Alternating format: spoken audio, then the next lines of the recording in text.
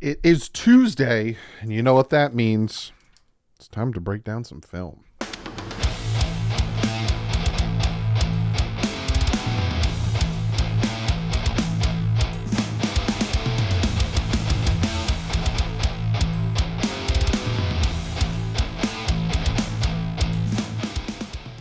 What is up, Finn of fans? Breaking down film of the Dolphins winning against the Los Angeles Chargers in Los Angeles, as they like to call it. They don't at all, not in the least bit. But I looked at the film and I watched it. I'm going to give you my thoughts and opinions, and then we're going to break down a few plays. How many do I got for you? I got 1, 2, 3, 4, 5, 6, 7, 8, 9, 10, 11, 12, 13, 14, 15, 16, 17, 18, 19. 19 plays. So, this might be a long video. I know some of you guys enjoy long videos.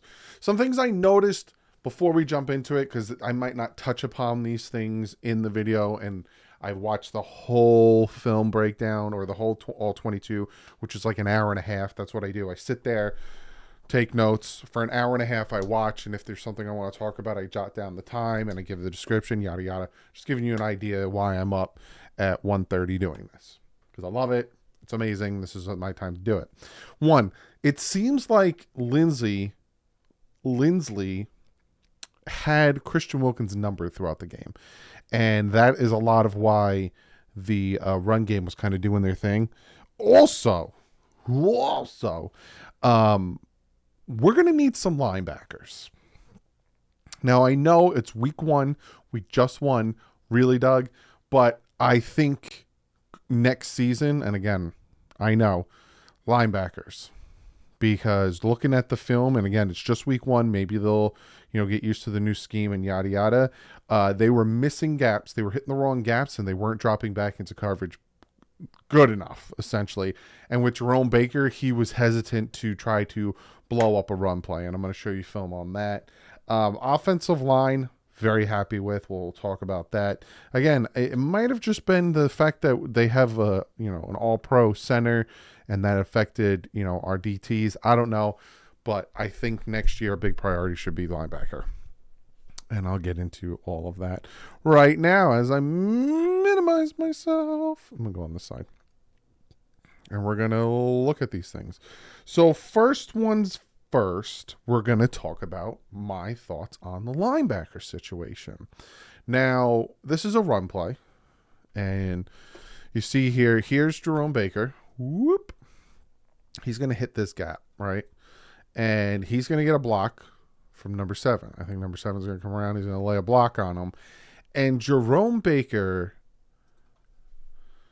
you know how like a Landon Roberts would run and he'd like hit the blocker who's trying to block him and then make the tackle? Like he was just a wrecking ball. I'm going to play this and watch Jerome Baker, and then we'll go back and I'll break it down. Now, obviously, minimal yardage, but the reason of me showing you this is to kind of talk about why they were able to run on us the way they did and all that stuff. Because if you watch here, right, handoff here, number 7 is going to come to the inside. So Jerome Baker is expecting a full clean lane on Austin Ekeler. Number 7 is going to come in and block.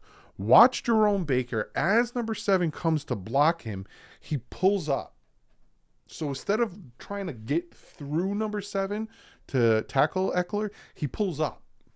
Watch. See how he stutters there? See how he's like he's bracing for the block? So he stutters there and he gets pushed back instead of just hit through him. If you're going full force and you're shooting that gap, if you can hit him instead of stopping and putting your hands up, you can drive him into Ekeler. But it was that stutter step there that, again, he got like 3 or 4 yards, but that is something I noticed. And that's where I'm like, they need to address the linebacker situation. And he's due a contract, and he might not be on the team next year. But again, it's week 1. Let's see how that all goes. Now, with Tua Tagovailoa, 90%, 95% of the day, elite Tua. And I told you guys in the preview, for the Dolphins to beat the Chargers, we need elite Tua, and we got elite Tua. But there were some bad throws that I'm still going to talk about, and this is one of them. It was on first down. He was just off, but he adjusts and he fixes it. But you can see here, right, a little play action, lets it fly, and just way behind him, right? And when we first watched it, we were like, what was that? And now I see what he was trying to do, right? He's got pressure in his face. He's seeing Tyreek Hill here. He's just, he's going to run a crossing route. But instead of kind of throwing in front of him, he kind of tries to hit him, and he throws it behind him. But I think a lot of that has to do with the pressure on him. Like, look, this is not, and again, I learned this from Kurt Warner. Kurt Warner did some very good film breakdown, and I learned it from him, a Hall of Fame quarterback and Super Bowl MVP. If you look at his feet placement, right, he wants to throw the ball out here, but his feet are kind of pointing over there. But he wants to throw the ball over here. And I think, again, maybe wrong, I think that's why when he throws it, it's so far behind. Because of where his feet were placed, right? So instead of like drop, it's so weird doing it lefty. Instead of dropping back and kind of wanting to lead, he had his feet pointing more towards his right, which then in turn had the ball go more towards the right instead of leading Tyreek and potentially having a catch there. But then he has some great moves. Again, 95% of the game. Face mask, avoids it. Boom. Dot. Now, I noticed this as well when it came to the way the Dolphins are running offense this year. You can have motion and you can have a snap before the motion. It doesn't matter how the motion goes, right? Because there's times where you'll have like, I think this is Jalen Waddle. Yeah, I think this is Tyreek. You'll have like Jalen Waddle come like around here, right? And a lot of times that'll shift the defense over, thinking it's like some type of screen. And while he's in the motion, they'll snap the ball. Or you'll have, Jalen Waddle going across the middle, and as he gets to about here, they'll snap the ball. That he can either take it on a end around or, whatever in the RPO. If you watch Tyreek Hill, he motions right before the ball is being snapped. So he gets a head start. And I noticed that with this whole film breakdown as I'm watching it, Mike McDaniel is having, because it's not even just Tyreek Hill. I noticed it's with the linebackers. A lot of times the running backs will move out here. They'll kind of move out and then they'll snap the ball. And I noticed he's doing something different with this offense. A lot of people, I kept hearing, oh, they figured out the offense, He's just changing things up. So again, see, before the ball's even snapped, he takes off. You're giving Tyreek Hill a running start. Like, you kidding me right now? Not bad, right? Face mask, because he couldn't get him. Rolls out and just dot. On the move. On the flipping move. Now, this I wanted to show because a lot of people were asking, like, where's Jalen Phillips? We're not seeing Jalen Phillips. Jalen Phillips was all over the field. Now, was he getting sacks? No. He got a half a sack to kind of win the game, but was he getting sacks? No. And I noticed that this is why. This is why right here. He tends to over-pursue. You see him down here? And it's coincides with his aggressiveness and also smarts by the right tackle. Because the job of the right tackle is to keep the pocket clean, right? So the left tackle, the job is to keep this clean, and the job of the right tackle is to keep this clean, right? So you want to keep all this clean. So essentially what you want to do with 15 is you want to keep pushing him. And then once you get here, you kind of want to push him away from the quarterback and allow the quarterback to step up. That's the job of the tackles, kind of make that pocket and just keep pushing them, and then push them away and around. So the tackle does a very good job at that, but if you watch, Jalen Phillips with his speed kind of over pursues a little bit. changing it up. That's a fins up. I just noticed that. He threw a fins up as an audible. Real clever, Justin. See? Kind of over pursued him. But again, that's a good job by 79 here. But he misses with this jab. Kind of grabs here. I don't know what you're looking at. Here, let me help you. Let me help you.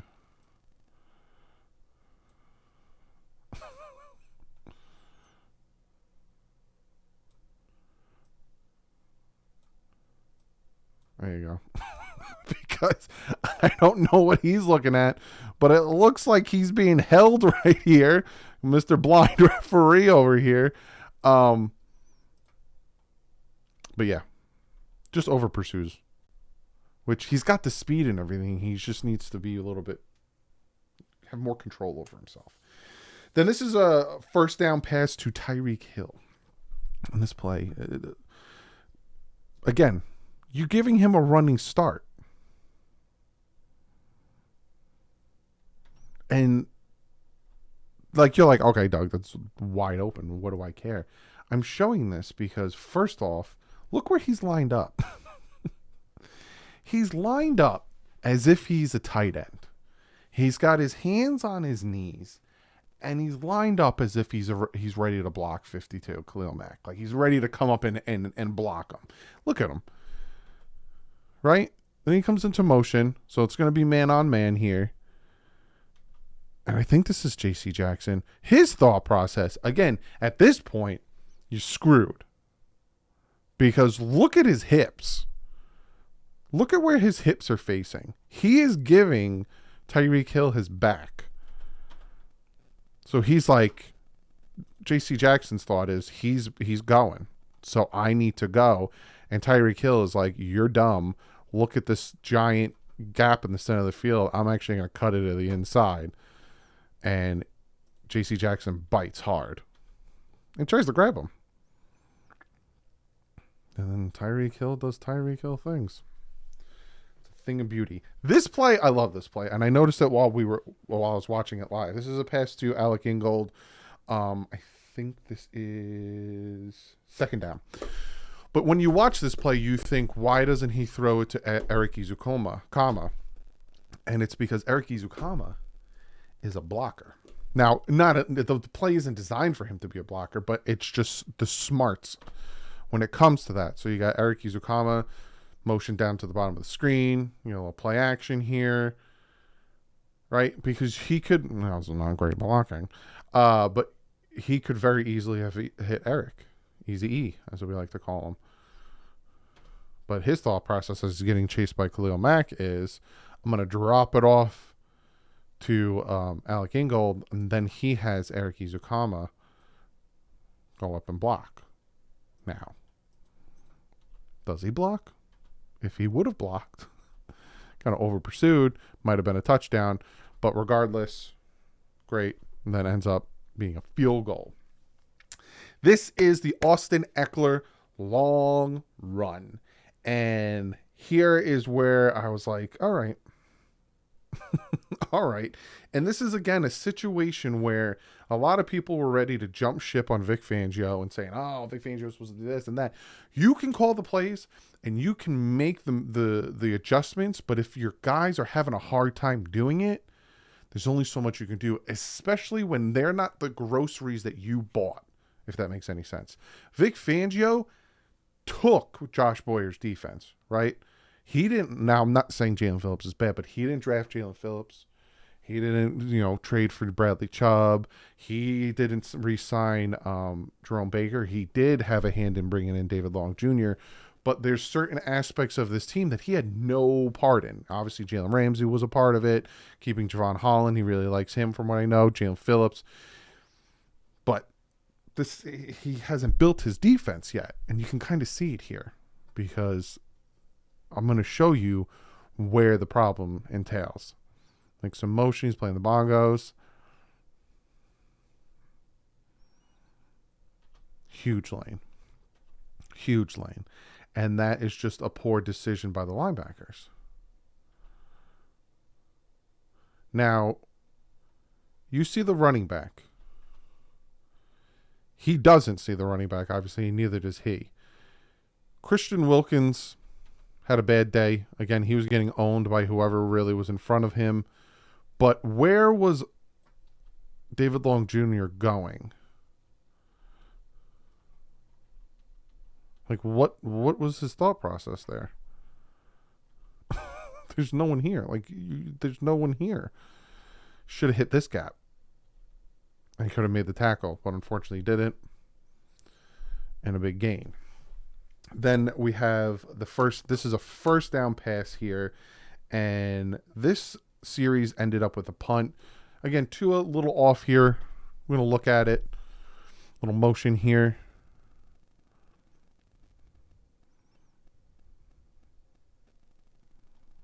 Play action. Looking. Now, at this point when he throws it, it makes sense. He is not even looking for the ball. He's looking at Jalen Waddle, but it's just a bad throw. And the defense was ready for it, if I'm being honest with you. Now, Tua didn't have the time really. We kind of had a little problem here. You had tight ends and a running back blocking these guys. So he had to make a quick decision. No one else was really open. He could have probably dropped it off here. He probably just tried it. He's lucky he didn't get intercepted, but it wasn't a great pass. And then this is third down. I don't know what he was looking for here. It's triple coverage. It's a big hit on Eric Izukoma. Durham Smythe here. He lets this fire, and he thinks he can fit it in the Bermuda Triangle right here. But it's tight, right? Because he had pressure on him. So his only thought right here is to drop it off here. He thinks he can, drive it in that lane. But then he throws it high because he has to. And it wasn't good. It wasn't a good pass. And we end up punting. But again, no harm, no foul. They end up punting. We get the ball back. This is a second down play. This is a fantastic pass. Another situation where he escapes the pocket and finds his open man. Now, again, that to me, Tua's elite traits are his pocket awareness, his accuracy, and his vision downfield. And prime example of it, right? They sent 4. They dropped a lot of people back into coverage, playing a zone, allowing for Durham Smythe to get open. Boom. Easy first down. But his just realization, my clock's up. 1, 2, 3, clock's up, go. Finds his guy, hits it. Now, if you remember last year, he was kind of struggling with rolling to his left and making those passes. Now, so far in this game, great. Now, this is a pass where I noticed, now it's not a knock on Tyreek Hill, but I noticed sometimes if Tyreek Hill's in the vicinity, he's going to try to catch it, even if it's not for him. And to me, again, you can let me know in the comment section if I'm wrong, but to me, this looks like it's a pass for Braxton Berrios, and Tyreek Hill gets his hand up and tries to grab it and knocks it down. You tell me. We'll look at it from 2 different angles. You got Tyreek Hill in motion at the top of the screen. Him and Braxton. Right? So you see that, and you're like, I can kind of see it because, again, you got Braxton. He's going to be running an out, and then you kind of have Tyreek Hill, who seems to be running a shallower one. I don't know if that is the routes they're supposed to run, but it's kind of, they're like 5 yards apart, which is kind of weird to me. But when you look at it, right, you can say to yourself, well, it's a good thing he hit it because it would have been intercepted. We're going to look at it from the other angle. Tua's dropping back, looking, lets it fire. Look at where that ball's going. Now, 25's not touching it. 25's not touching it. He didn't touch it. But that ball's going right to Braxton Berrios. And this was a third down. We end up converting the 4th down on a short pass to Durham Smythe. But this was third down. He was trying to get it to Braxton.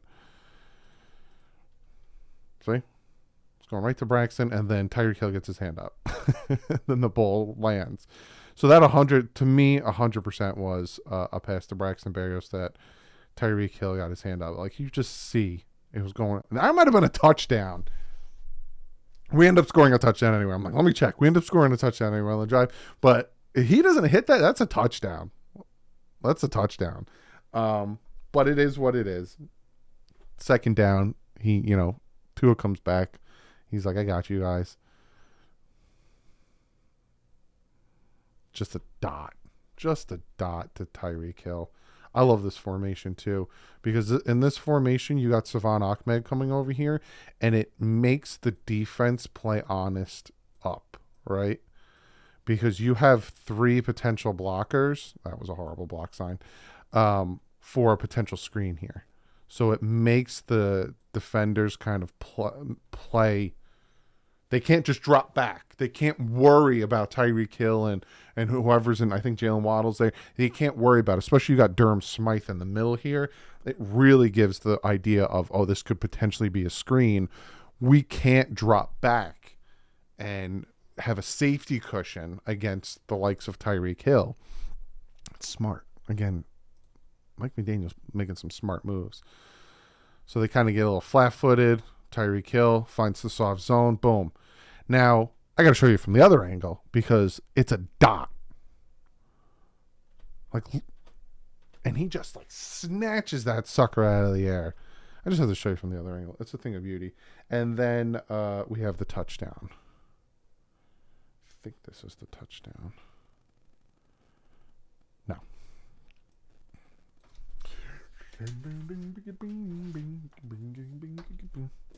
So then again, we eventually score a touchdown, and then we have the interception. Now I'm going to show the interception again. Learn from it, even though we're not playing and we're not Tua, but he does learn from it and get better. And this ends up being nothing because the defense forces a punt, so no harm, no foul. Even though more points would have been nice. But I was watching this and I was thinking to myself, some people thought it was a PI push in the back. I didn't see it at all. But it was just and then I'm like, a lot of times what I do is I watch the play and then I go back and then I watch Tua. I don't follow the ball. I just watch Tua because obviously that pass was off. So now I watch Tua. Clean in pocket, had all the time in the world. Just a bad pass. And you look at the offensive line, all that stuff, they only sent 2, kind of late 3. But if you look at the other angle, it would have been a touchdown if he would have thrown it here. But he threw it behind him.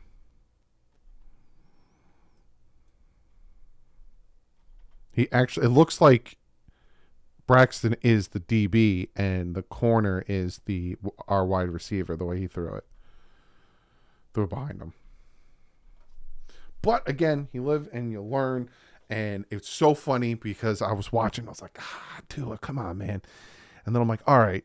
We get the horrible punt. We get the ball in their 35. I'm like, Tua, just matriculate it down the field.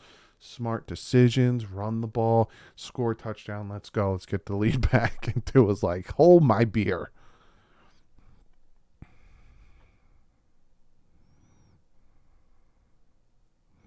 This is beautiful. Now, I'll tell you right when Tua noticed, and he was like, touchdown, and I'll let you know when, if you have kids in the room, hold their ears, when the cornerback had a oh shit moment.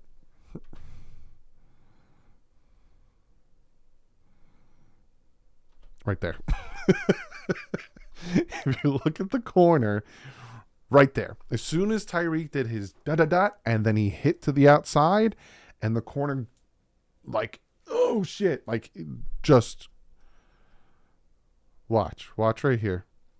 Tyreek's going to do his move, and then he's going to go to the outside of the numbers.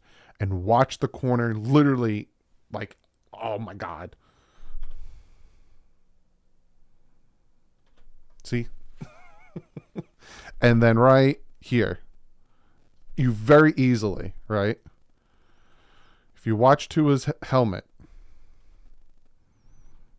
Tua's looking straight. Tua's not looking over at Tyreek right now. It's right. Well, I'm going to hit play. You're going to see Tua look over real quick. And as soon as he looks over and sees that Tyreek Hill is stride for stride with that corner, meaning he's about to break through, he just throws it. He's like, touchdown. Watch. As soon as I hit play, watch Tyreek's helmet. Tua's helmet, look over. Right? And as soon as he looks over, this is what he sees. He sees the corner is not even attempting. The safety, sorry, is not even attempting to get over. Look at his feet. I got it. They're not catching him. Touchdown. Like from jump, he knew it. Ba-ba! And then he dropped back and he just went, okay, and threw it, and just, it was a beautiful touchdown. Like that, instant touchdown. 3rd and long here. Now, defense gives up a touchdown. Boom. We have to come back. 3rd and long. What are we going to do? Well, Tua's elite Tua today, and he's going to do elite things. Like avoid pressure, roll out to his left, and throw a dot. Throw an absolute dot.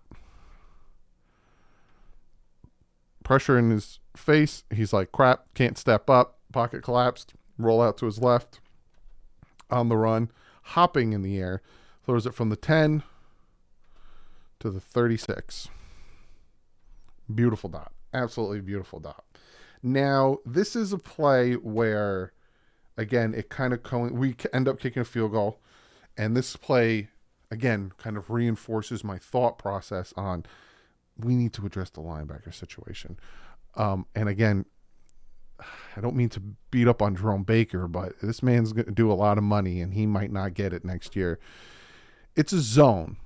And he's supposed to, I think the first down, when it zooms out, I'll show you, but he's supposed to drop back into zone coverage around here. He doesn't drop back far enough. And I'll show you.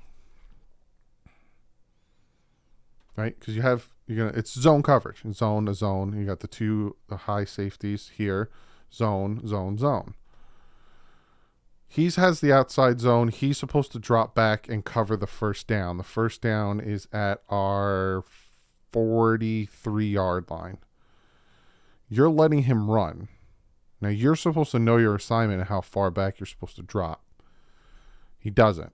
And he tries to smack the ball down. If he would have dropped back further, maybe about 3 or 4 yards, he would have been able to smack that ball down. This is 3rd down, just so you know. And he didn't. I think they ended up getting a field goal or a touchdown on this drive. So there's again, as I'm watching the film, I'm like, you have a Warner, you have I'm trying to think of like elite linebackers out there right now. You have these elite linebackers. They make these plays. They make the run stops. They blow up the blocks. They disengage from blocks. And it seems like it's been a while since we had a top tier linebacker. Hence me constantly asking for them to draft one or sign one, like Bobby Wagner or all those guys. So then, now is the time for Tua to step up and be Tua. And this is the play that I was like, he's here. And this is it. And this is the play where he steps up and jumps in the air and throws this ball and connects with Tyreek Hill in stride. It's a beautiful play. Drops back, gets pressure, I'm going to step up, boom. Just in stride. Now, I've heard people say he gave it his all. That's the most he can throw it. And to those people, I say, get your glasses changed. Because if you think a man who hops like that when he throws the ball is putting his all into it,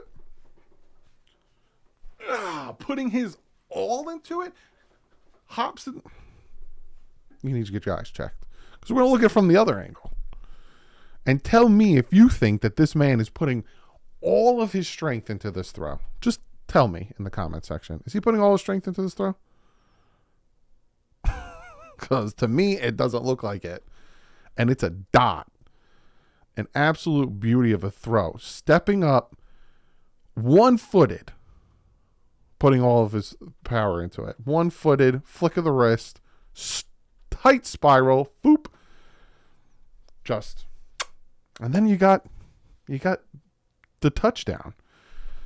There's not much to say about it. You got a fade route from Tyreek Hill, and you got Tua just laying it in the breadbasket.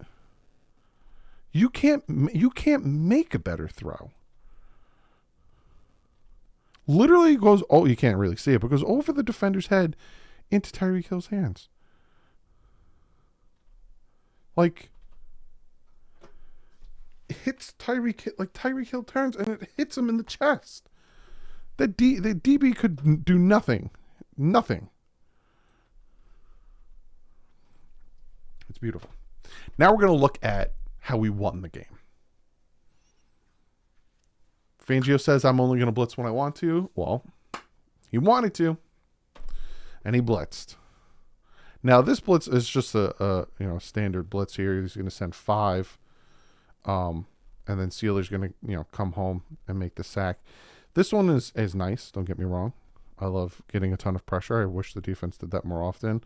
Nothing crazy here. It's the 4th down blitz that I love. Look how far off Jalen Phillips is.